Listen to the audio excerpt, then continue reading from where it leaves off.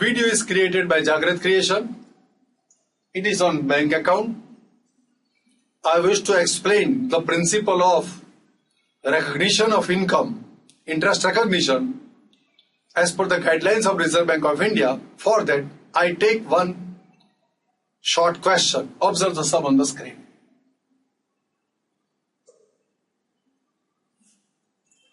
Given below are the details of interest on advances of a commercial bank.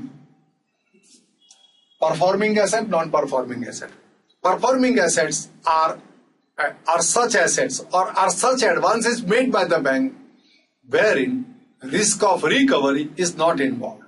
Non-performing assets means non-performing advances are such advances where the element of recovery, element of risk in the recovery of the advances is associated. So, risk associated advances are identified as non-performing asset while there is no risk.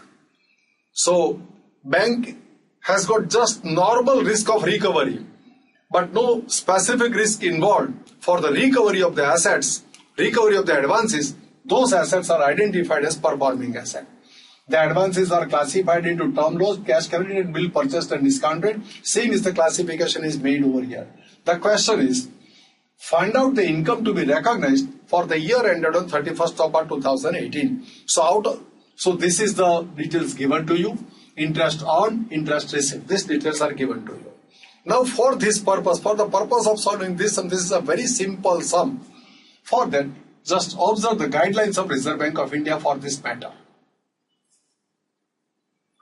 Interest on performing asset should be recognized on accrual basis, but interest on non-performing asset should be recognized on cash basis as per the directions given in various circulars issued by Reserve Bank of India. So this is a non-performing term loan. The interest earned is 150 but received only 10. So here the income of 150 will not be recognized, income will be recognized only 10 because it's a non-performing account.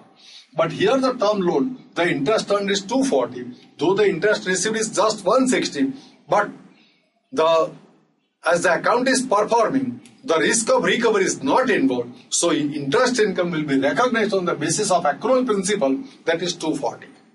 This is the understanding that you are required to exercise to recognize the interest income in profit and loss account.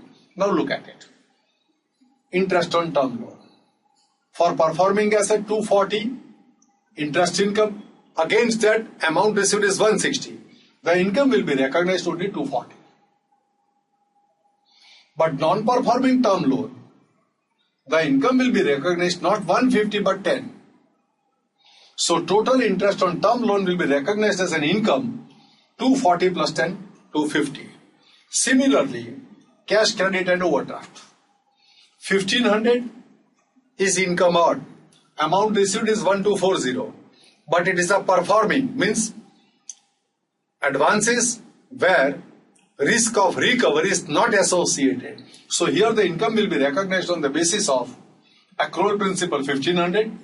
But same cash credit and overdraft which are non-performing, the risk of recovery is involved therein, where the income will be recognized only on cash basis. So 24 will be recognized as an income.